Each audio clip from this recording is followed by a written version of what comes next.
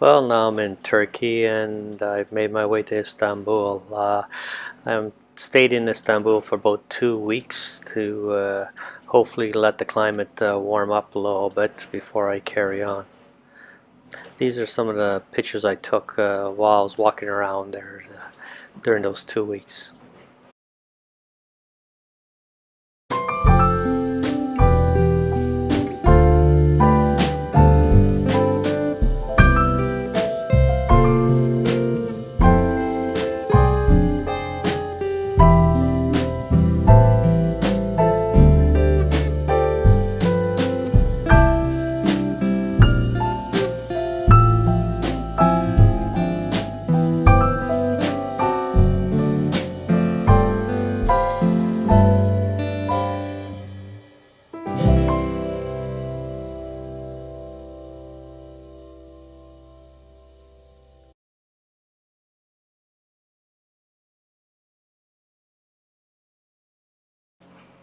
As I mentioned before, I didn't really know what I was getting into when I came to Turkey, but I found the people actually are really pretty friendly here. I was pleasantly surprised, but and I haven't been bothered too much with scammers and what have you, and I don't get the feeling that it's unsafe here. Actually, at the opposite, I get the feeling, all in all, it's fairly safe here. But like anywhere, when you're traveling, you always have to keep your head up and know what's happening around you. But no, I'm very, very comfortable here. But scamming and people trying to sell you things and that's a part of when you go into tourist areas. This is going to happen. Here they're not very aggressive when they try and sell you things. They're trying to make a living, so they'll approach you and try and sell you things. But there are scammers. Uh, they scammers can be like guys selling uh, shoe polishers and uh, people that tell you things like one of the things that they'll tell you when you're going to be scammed is when they want to just practice their English, or they ask you, oh, what time it is, this or anything like that. That's just to get a conversation started with you. That's only to get you talking, get you interested, get you to stop walking. Maybe a lot of times you're just walking and they want you to stop walking so that they can try and sell you things, so they'll ask you a question to try and get you to stop walking. Anyways, I haven't had too many bad experiences here or negative experiences, but I did have one. I was walking downtown Istanbul. I was in a touristy area anyways, and I was going to go and see some of the sights.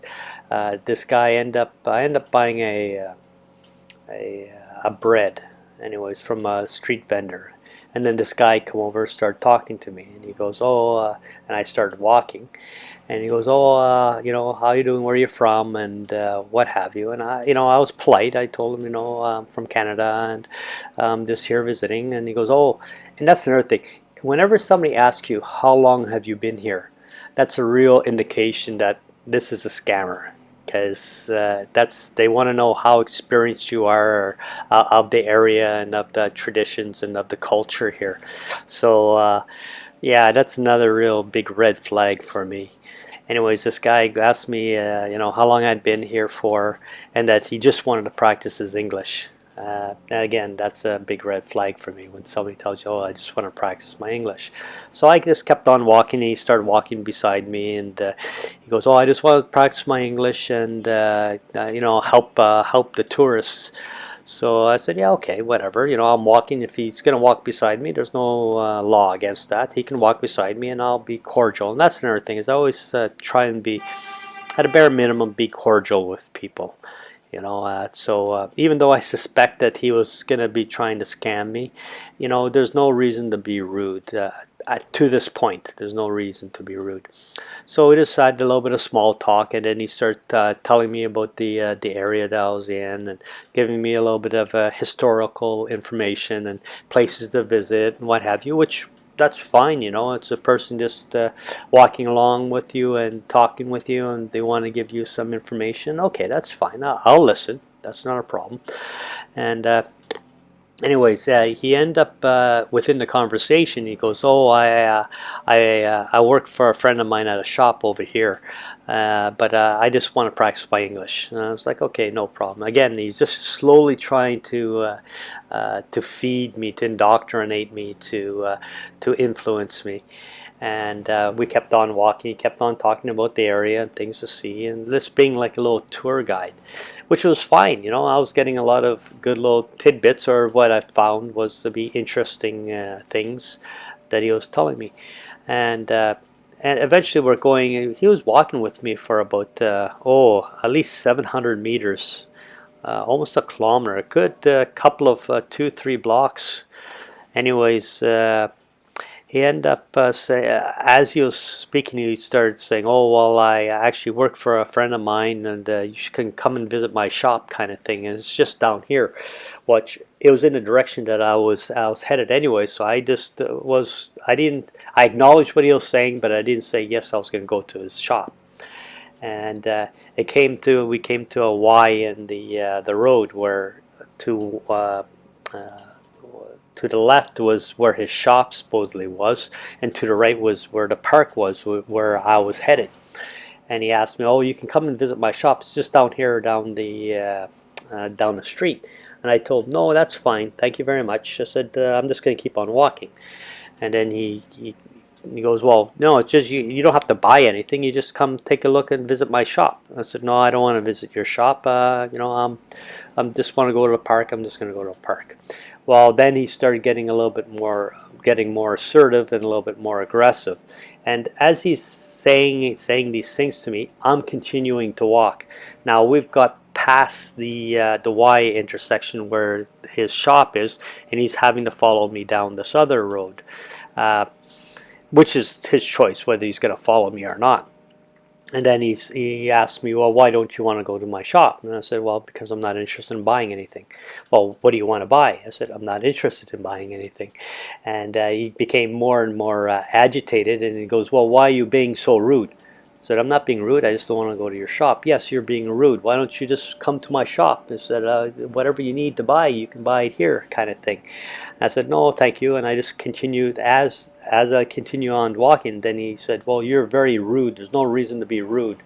And then he became, I wouldn't say aggressive, but very much more, how can I say, assertive. But I didn't I didn't escalate the situation. I just kept on saying the same thing, is that, I'm just not interested, and just kept on walking.